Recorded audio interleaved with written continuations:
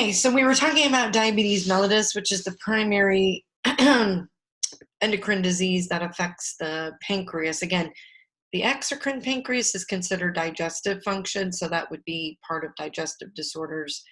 But the endocrine pancreas, and typically it's an insufficiency of insulin production, destruction of the B cells of the pancreas, usually genetic, disease of the pancreas. If I didn't mention this on Friday, can also happen due to chronic pancreatitis. But for some reason, the animal is not being sensitive to insulin. Either it's ineffective at the tissues, too little insulin is being produced.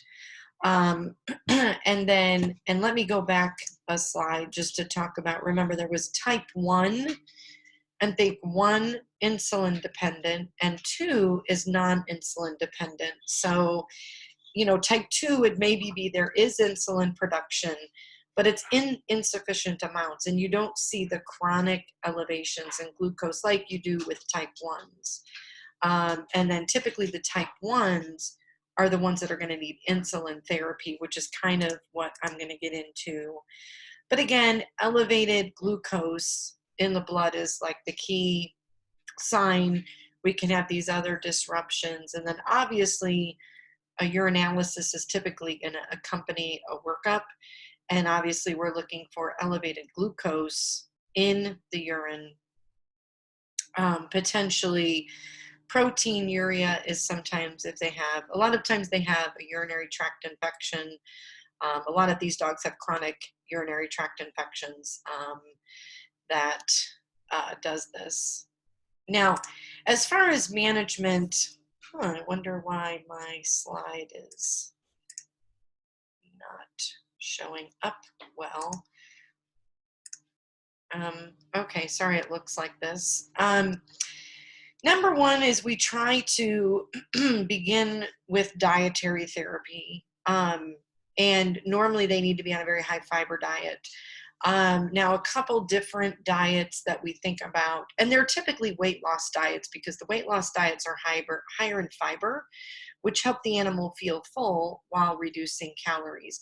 RD and WD. Now, RD is typically a weight loss diet, and WD, we would usually switch animals to maintain their diet. So usually after they lose a set amount of weight, they go from an RD to WD, but both are very high in fiber. They come in dry and canned. Science diet. So now RD and WD are a prescription. They have to get usually at that clinic or have a prescription for it. An over-the-counter version maybe would be like a science diet light. Some people will feed fit and trim, which is kind of like you go to the grocery store. That would be like an over-the-counter diet, something that is like a weight management diet. And not that they're all obese, but typically these diets are going to be better because they're going to have complex carbs, and they're going to do this. Now, let me see if I can fix this PowerPoint. Sorry, a minute. Typically, the one thing that I want to mention is the type of, usually they're going to have to be on insulin therapy, where the owner is going to have to get a prescription of insulin. Now, typically, insulin, usually what happens, normally when we regulate a diabetic, when we diagnose a diabetic, they're going to be in the hospital, and we're going to start them on insulin that we have. And so typically the clinic will have a couple different versions of insulin. And then we'll start insulin in the hospital, try to get the glucose level stable. And then when we send them home, we will send the owner a prescription to go to the pharmacy, or we'll order insulin for them. So there's different ways that the client can get insulin. But the different types of insulin is, the way we categorize it is what was the onset, how long have they been in diabetes. So the couple different types of insulin that we have. Now, let me also make a couple comments about insulin because this is very important. Insulin has to be refrigerated. So in the hospital, it's refrigerated. At home, it needs to be refrigerated. And insulin is not very stable. And so you don't want the owner. Now, insulin, it's really a suspension. And when you get the bottle, it looks like it's settled out. So the owner has to mix it, but they don't want to shake it very rapidly. That's very important.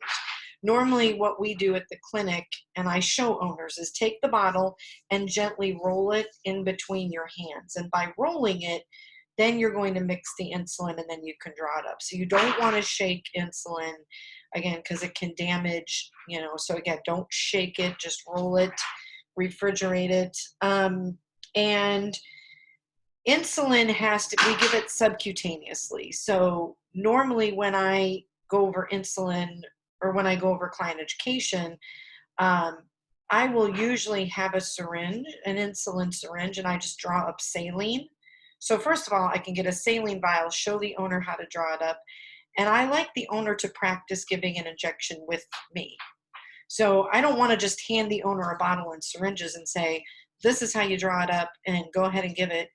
Usually you want to make sure that they're comfortable with the syringe. They know how to read a syringe, they know how to draw up, and they know how to give a proper sub-Q injection. So again, the animal that morning has probably already gotten insulin by the time you send them home. So again, you can just draw up saline and have them practice, and they can do that even a couple times. It's not going to hurt. The insulin syringes that we get at the clinic, and also usually we send them with a prescription to get insulin syringes at the pharmacy. I want to say it's like a 29 gauge needle. It's tiny.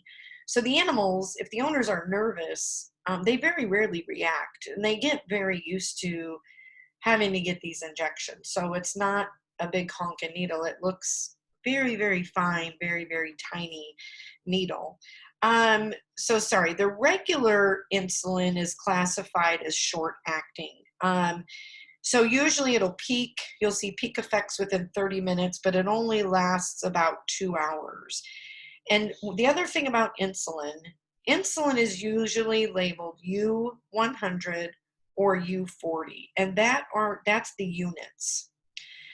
So a U100 insulin, the owner needs to get U100 syringes. If it's a U40 insulin, they need to get U40 syringes. So there's different insulin syringes for the different types of insulin, and that's very important. You don't want to get the wrong syringes for the wrong insulin. So if it's a U100, and usually regular insulin, we keep this in the clinic if we have an animal, we have to get glucose down immediately because it kicks in very quickly. But again, it's not going to last but a couple hours. So usually regular insulin is not, what we're using for treatment. It's just if we need to treat an emergency, if we got a crashing diabetic, regular insulin is going to take effect, and then we can transition them to a type of insulin.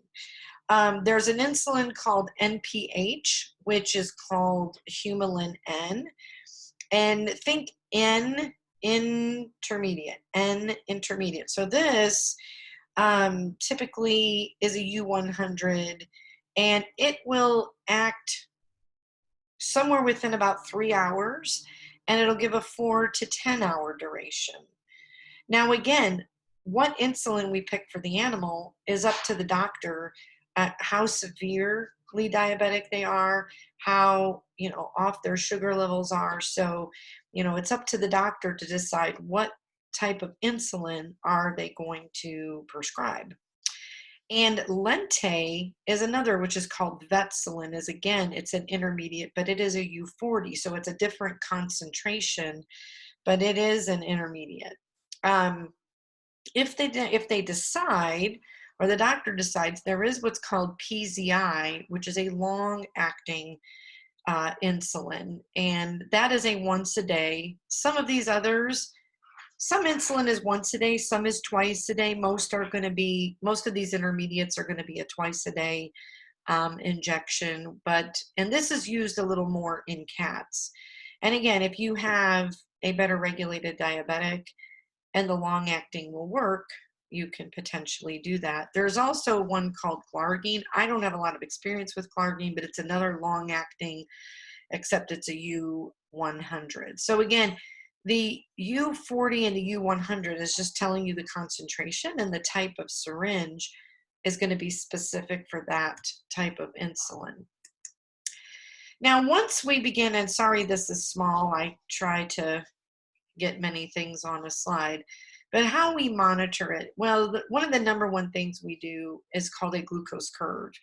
And this is how well are they being treated. So now a glucose curve, we usually do this after we diagnose a diabetic.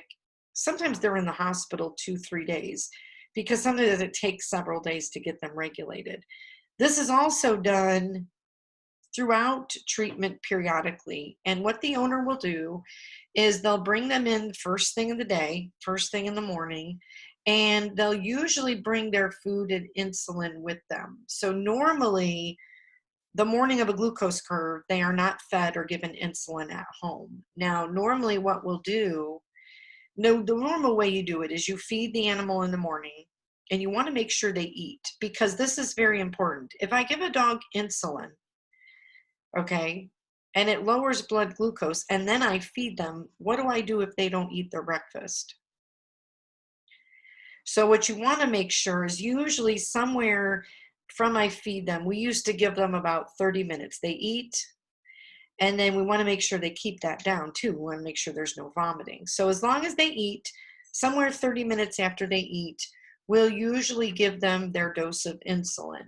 And then after insulin, we will take a blood glucose every 2 hours throughout the day. So normally they're there all day. So from the first thing in the morning till maybe the clinic closes at 6, you're going to draw blood every 2 hours, and just a tiny amount of blood.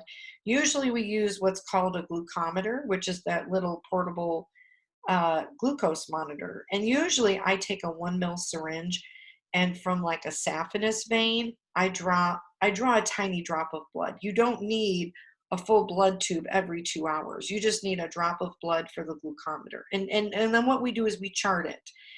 What you're looking at is what is their glucose level. Sometimes we'll draw their glucose when they come in, and sometimes we'll start after 2 hours after their insulin. Kind of depends on the doctor. But what we're doing is we're charting what happens to their glucose throughout the day. And that helps us know, are we giving the animal an adequate dose of insulin to monitor or to manage the hyperglycemia? And that's what we're really doing. And so we can adjust. The doctor can say, okay, you can decrease the insulin, you can increase the insulin, or maybe we make no changes. We say, stay on this dose of insulin. Now, when a client is at home, most clients are not going to be drawing blood. I mean, they can purchase a glucometer and try and prick the paw or prick like an ear tip. But most of the time what we'll do is we'll have them purchase some urine dipsticks. And now the urine dipsticks that we have at the clinic measure a whole bunch of things. You can buy urine dipsticks that only monitor glucose. So normally if we order it for a client, we're not ordering the big urine dipsticks we use for a urinalysis. You can just do urine and ketones. So you can order dipsticks in different configurations, but normally the owner will be sent home and they will usually monitor the urine first thing in the morning. I mean, they can do it more than once, but what you're looking for is a negative glucose. And remember, as long as the glucose is negative, it's probably below 200. And we know normal is 80 to 120. So as long as they're negative. Now, could they be between 120 and 200? They could. But this at least gives us an idea that the animal isn't spilling glucose into the urine. And by the time it's positive in a urine, we know we're probably above about 300. And these are numbers I want you to know, because that's just a rough estimate of normal glucose. And we don't want it to be, and obviously we don't want to have ketones. So you really want them to be negative for glucose and negative for ketones. And that tells the owner. Now, if an owner does a glucose and it's positive, and if it's largely, remember that there's color changes. The more positive it is, the more glucose there's in the urine. They need to call the clinic. They may have to come in, and or the doctor over the phone may adjust the dose of insulin. So again, they can get a glucometer. Now, a glucometer is for blood. That's not a urine test. They would have to get blood. And again, you know, like at home, people prick their finger or something. So, you know, I don't want to cut a nail short, but sometimes there's little lancets, which is like a little blade. You know, they could potentially try to poke a paw, but those are also things a dog is going to get apprehensive about you handling their paws or their ears if you keep pricking their ear and pricking their paw. So that's why we normally don't have owners of animals try to do the blood testing at home. We usually just say, collect urine in the morning, check it, and do that.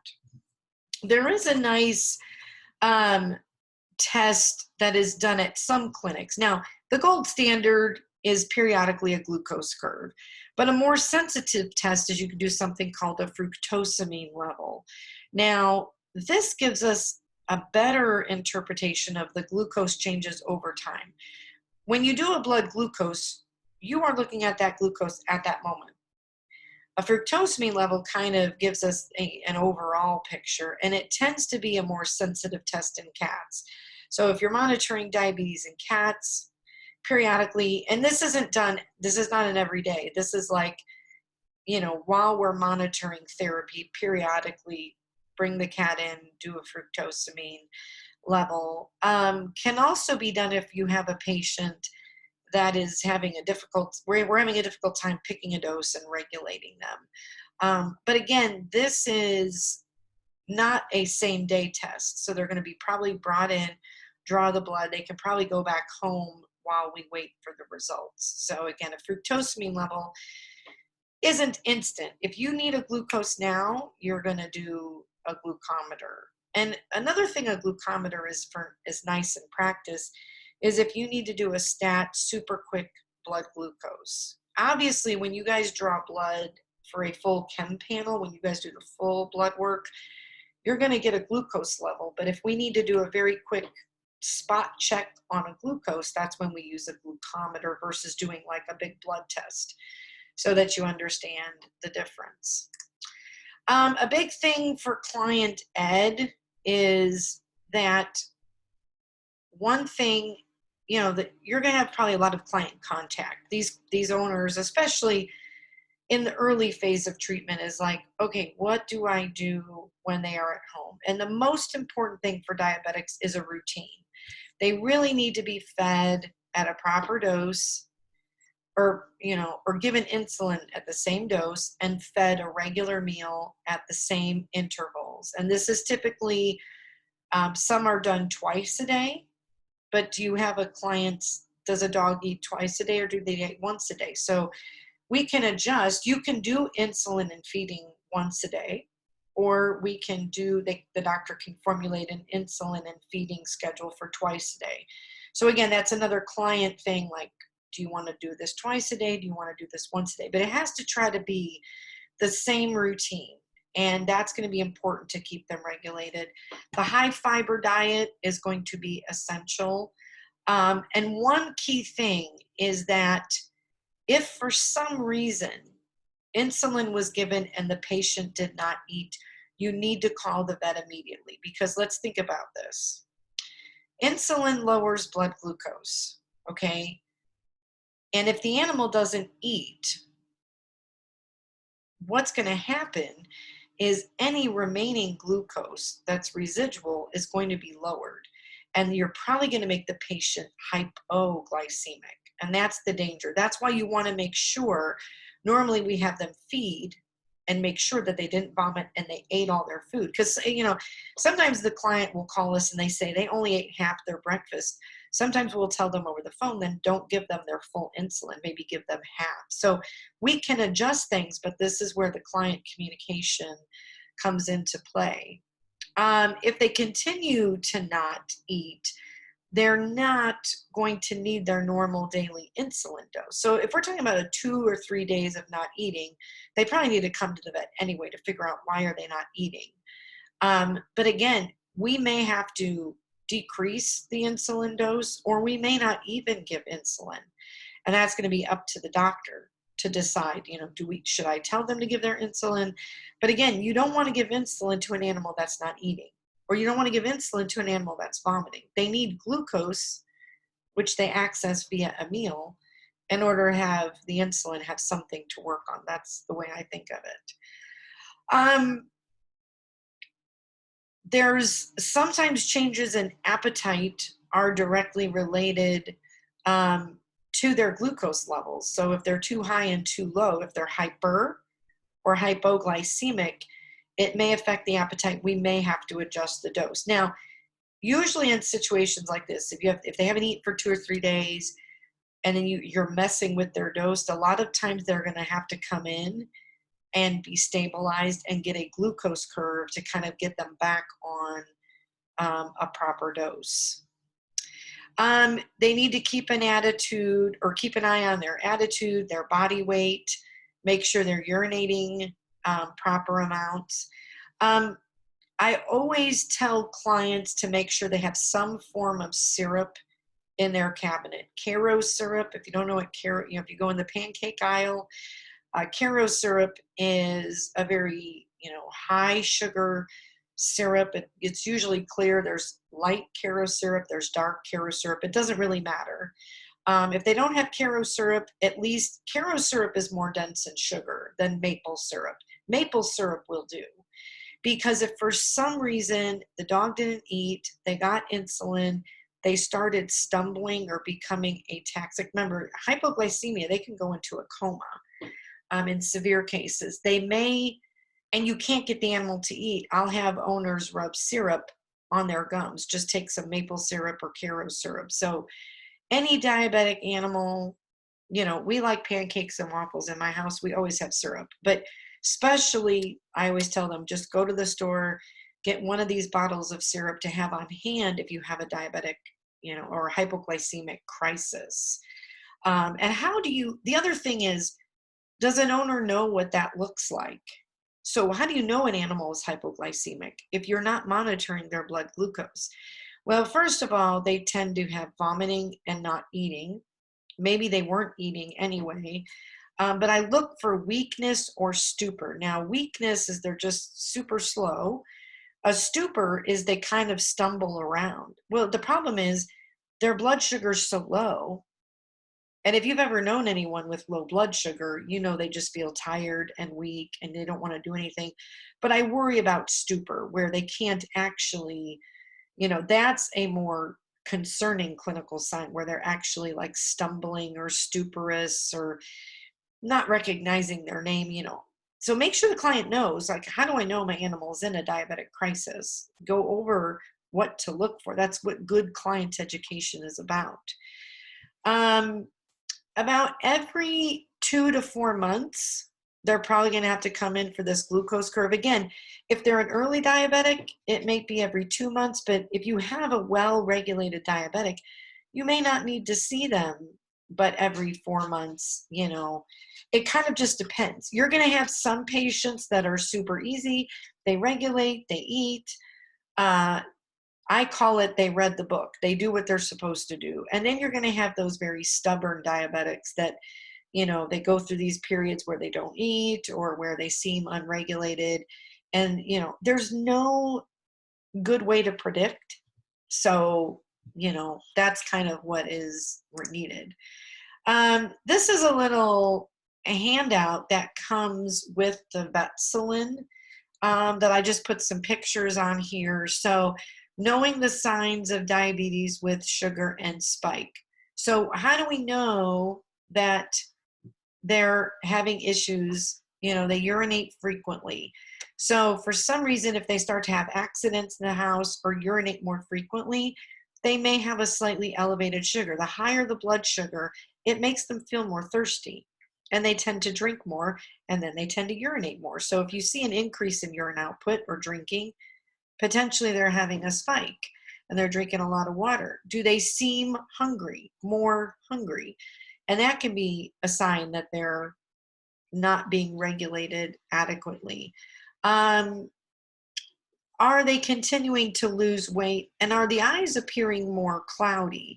Now, remember, cataract formation is another common side effect of diabetes. Now, and again, in an animal that is unregulated, they have a higher tendency to form these cataracts. So periodically, the owner might start to see, this isn't something that usually happens overnight. Gradually, the eyes become more cloudy, and that may be that, cataracts are beginning to form. A deterioration in coat, or they're sleeping more lately. So again, all these are types of symptoms that the owner, and again, normally when we would diagnose a diabetic, we had like a packet we would give them, and the packet would explain a lot of this stuff, warning signs, how to monitor. When I sent a diabetic home, it would almost take 30 to 45 minutes. It wasn't like, here's your bag, here's a paper, bye. I mean, I think some people do that, and that really upsets me, because you really need to, you don't want to have an owner open this bag at home and try to interpret all of this on their own, how to give the injection and things like that. Here's a picture of what a bottle looks like, and it's hard to read. It says porcine insulin. A lot of the insulin is derived from sheep or pigs, synthesized from the pancreas of these slaughtered animals. So if it says porcine, we know that came from a pig. And so it's hard to tell in this bottle, but it's a little bit cloudier here at the bottom, and that's where the insulin sets out. You have to kind of just roll it. And here's an example of what an insulin syringe looks like. Now, it's kind of turned to the side, but this is a U40 syringe because it goes up to 40, and that is 40 units. But here's a better picture that describes, here's what a U40 looks like, and here's what a U100 looks like. Now, I don't want you to get confused. I know this syringe goes up to 20. It's formulated for 40 unit insulin, but this syringe only goes up to 20. So you can order them. Again, this would be a U40 syringe that holds 20 units. Now, what we're looking at here is this is a U100 syringe, but this one only goes up to 50 units. And you can see that this is more close together than this. And the units, the way that they're spread out on the syringe looks different. So if we look up here, U100 syringe is equal to 0.1 mLs. Okay. If you have a 1 cc, and you guys are in Tech 3 right now, so are you talking about syringes? Okay, so has he gone over insulin syringes yet? I don't know. Maybe you guys are all like, I know this. Okay, so what's interesting is that 0.1 mLs in a 1 cc syringe is equivalent to 100 units. But the problem is when you draw up a dog might be on 10 units or 5 units. You would be drawing up such little amounts in a 1 cc syringe. That's why we use insulin syringes, because they're a smaller diameter. It's easier for the owner to measure the units. So that's why we don't give them just regular syringes. And here's some of the different equivalents on the picture. The main thing I want you to know for the test is that insulins are specifically made for insulin syringes. If it's U40, it needs a U40 syringe, and if it's 100 units, it needs a U100. Or I'm sorry, if it's a U100 insulin, you need a U100 insulin syringe. So there's different types of insulin syringes for different types of insulin. And on this picture here, this is just an example of the color changes that we would see on a urine dipstick. So now you can get, like I said, you could get glucose dipsticks by themselves, ketone dipsticks by themselves, or a urine stick that does urine and ketones. Now, when you guys get a full urinalysis dipstick, it does a whole bunch of things. But again, a client really only needs the glucose and the ketones. And again, if an animal is negative here, then we know they're probably negative here. If they start to get a little bit of a color change in the blood, we're guessing we're around 100 and we're getting up to 250, 500. So if you've got a dog way up here in the dark, then that means they've got a large amount of glucose. And then again, ketones is something we definitely don't want to see because again, if they're unregulated, and ketone is a byproduct of when they're burning through their fatty acids, they produce ketones. And that's when the animal isn't getting what they need from the diet because the insulin isn't working and the body isn't accessing glucose that way. It's going to break down the stores in the body to access. And when they break down those fatty acids, that byproduct is ketones. So the higher the ketones, then we know they're breaking down a higher amount. Therefore, we get into what's called ketoacidosis. Too many ketones build up and put the animal in an acidotic state. And those are the ones that are usually that's like the diabetic emergencies that come in that are crashing and unregulated. And I mean, it can take up to a week to get a dog out of ketoacidosis. And then when they're out of ketoacidosis crisis, now we got to regulate them. So we've had these in our hospital a week and a half at times. Okay. So let me go ahead and see if at the same time I can pull up the study guide and we can kind of go through that while I have the PowerPoint pulled up.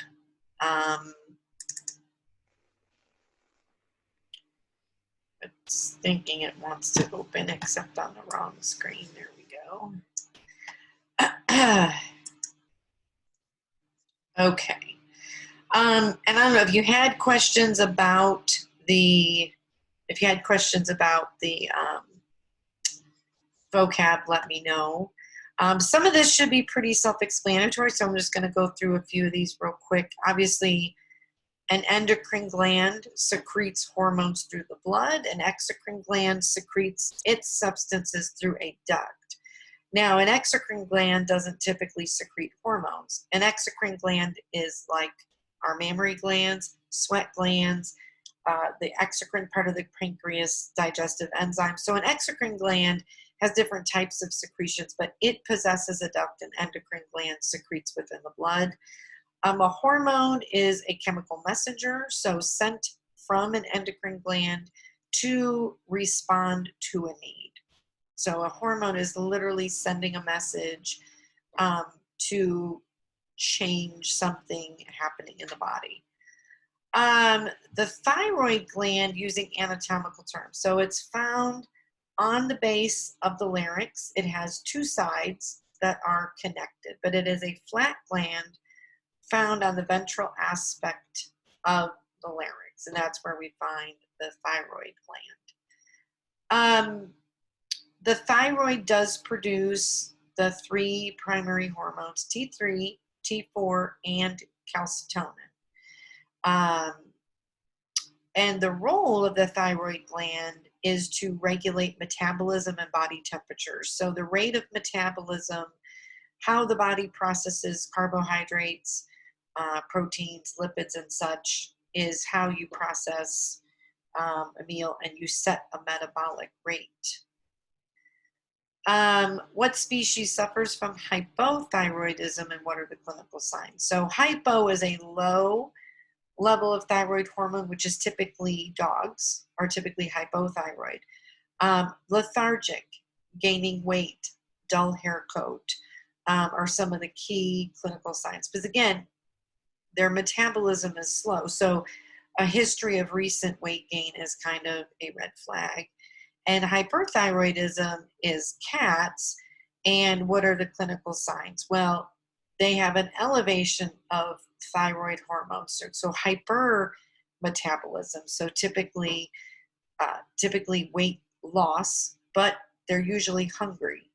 So they're trying to eat a lot, except they're losing weight. And in advanced hyperthyroidism, they actually lose muscle as well. So not just fat, but actually muscle mass. And they tend to can be aggressive, can be kind of higher intensity. Also, in hypothyroid, we can see bradycardia. In hyperthyroid, we can see tachycardia because everything is moving faster. They're kind of keyed up. My cat was always on edge all of the time. Hormones that are produced by the adrenal cortex, and sorry, I'm trying to see if I can pull these both up at the same time. See if I can be, okay. And if we talk about the adrenal cortex, let me go back to hypothyroidism a minute.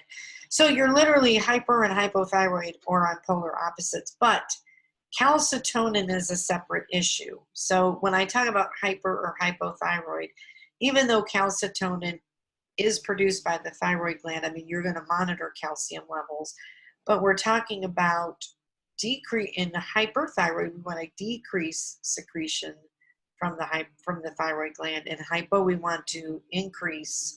We have to supplement, usually thyroid hormone. And then in response to, let me get back to the PowerPoint here. So we talked about what is produced by the adrenal cortex. So the adrenal cortex is typically our glucocorticoids, mineralocorticoids, and aldosterone are the primary groups of hormones. When we talk about the medulla, this is typically epinephrine and norepinephrine that are produced by the medulla. During sympathetic stimulation, which we talked about fight and flight, usually everything increases. We have increase in blood pressure, increase of force of contraction, and dilation of bronchioles. So a lot of times the response of the adrenal gland mimics those responses because, again, some of those are caused by neurotransmitters, but also these hormones that are produced by the cortex are essential for fight and flight. So I'm kind of jumping around here a second, I apologize. So what is the role of insulin and where is it produced? So insulin lowers blood glucose, takes glucose after a meal and takes it from the blood and moves it into the cells.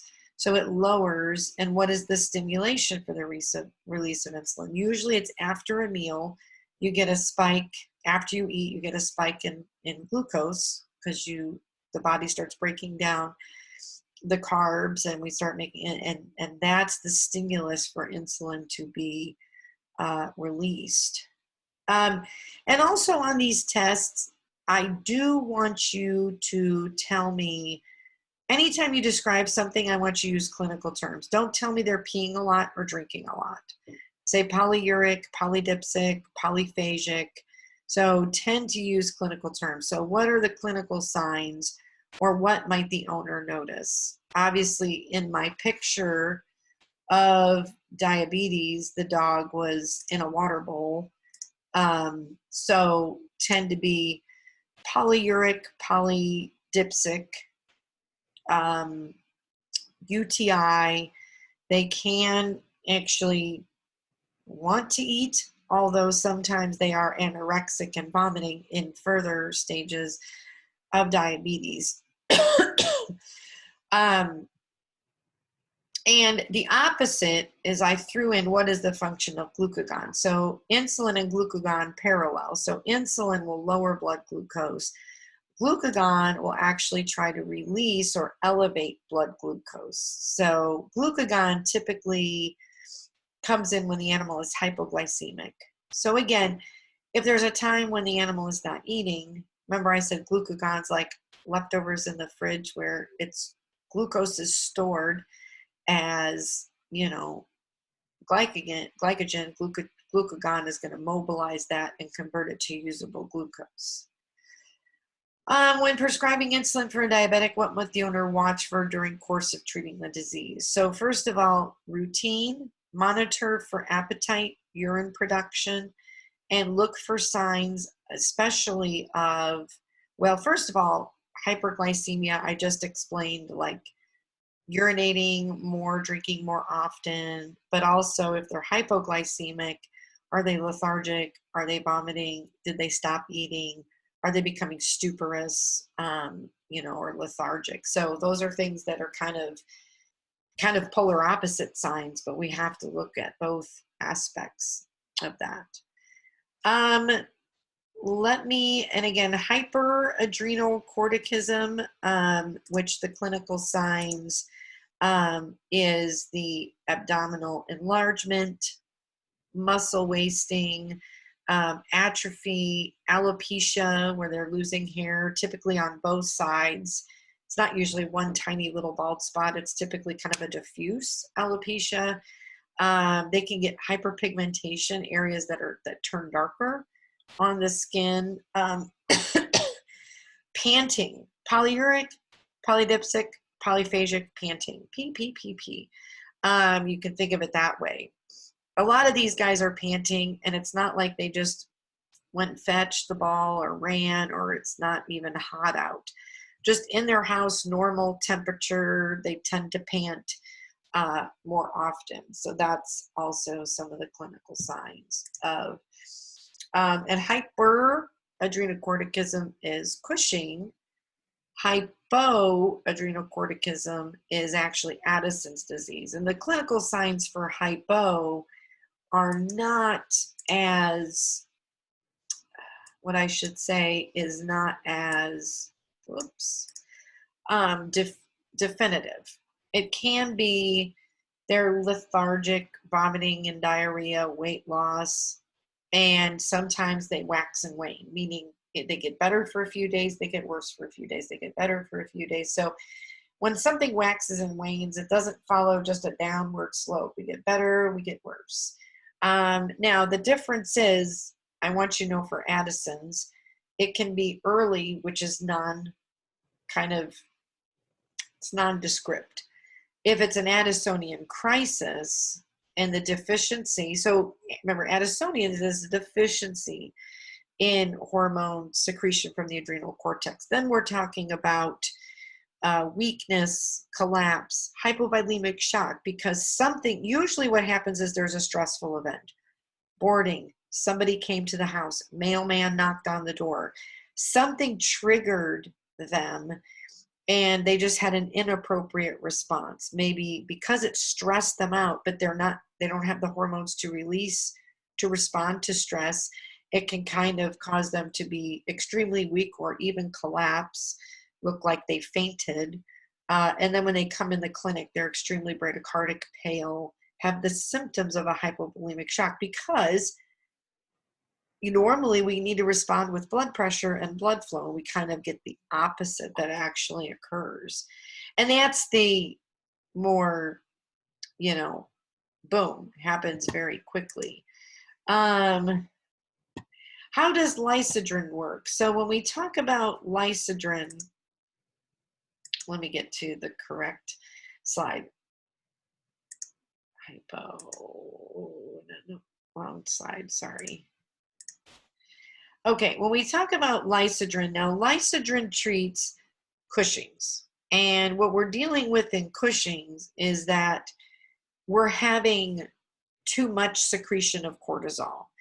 And lysidrin, think lice breakdown, but it actually causes a destruction of the adrenal cortex. Now, but the treatment is very sensitive. You want to, by kind of causing a destruction or necrosis of the adrenal cortex, then it can't release the hormones. But we don't want to completely destroy it or completely cause necrosis, because then you can actually move an animal into Addison's disease.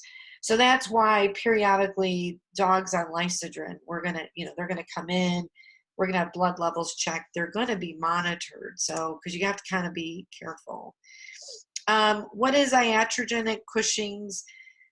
This is Cushing's that is caused by treatment. And then this is typically in animals that have been on long-term glucocorticoid administration. And again, glucocorticoids is like prednisone, is a steroid. So usually animals that are put on steroids for allergies or for chronic inflammation, what happens is because we're giving them synthetic steroids via medication, then the gland becomes atrophy, or it affects, or also because you're giving glucocorticoids, you're maintaining a higher level of it, giving too much glucocorticoids. So because you're giving them synthetically, they're not being lowered. And so it's kind of an overuse. And typically, again, what medication causes this? Typically glucocorticoid medication, but I want you to know those are steroids: prednisone, prednisolone, dexamethasone. There's one more I was thinking of that we use sometimes in practice. So any type of steroid medication can put an animal into iatrogenic Cushing's. I'm running out of time, and I know that was let me stress some things in the PowerPoint. What I want you to be able to tell me for these, and for first of all, a few basic questions about anatomy, I would anticipate that on the test. Be familiar with the names of the special lab testing. I mean, I'm not going to have you like write out the steps, from memory, but the low dose, let me get to that. When we get into Cushing's, which is a lot more common, and we talk about any of these endocrine disorders, if I ask you, why do we do a chemistry panel or a CBC? Any of these disorders can cause parallel organ disruption, issues with liver enzymes, issues with our hemogram, which is your CBC. So usually a general health profile or a chemistry panel is part of any workup of any disease. And then you get into specialized testing. And so when we do Cushing's, the two most common, probably the number one, is the ACTH stim test.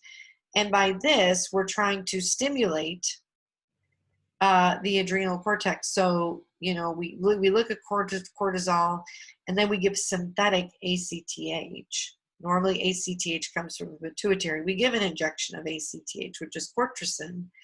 And then in 2 hours, we draw another sample. And again, the ACTH causes a release. And if they're Cushing's, they're ultra sensitive to this, and it causes an exaggerated response, and you see elevated cortisol. And that would tell you your animal's Cushing. A low-dose Dex is an injection of dexamethasone, and then we do a 4 and 8 hour test, and we're looking again for, elevated cortisol. Normally after 8 hours in a normal animal, cortisol would drop.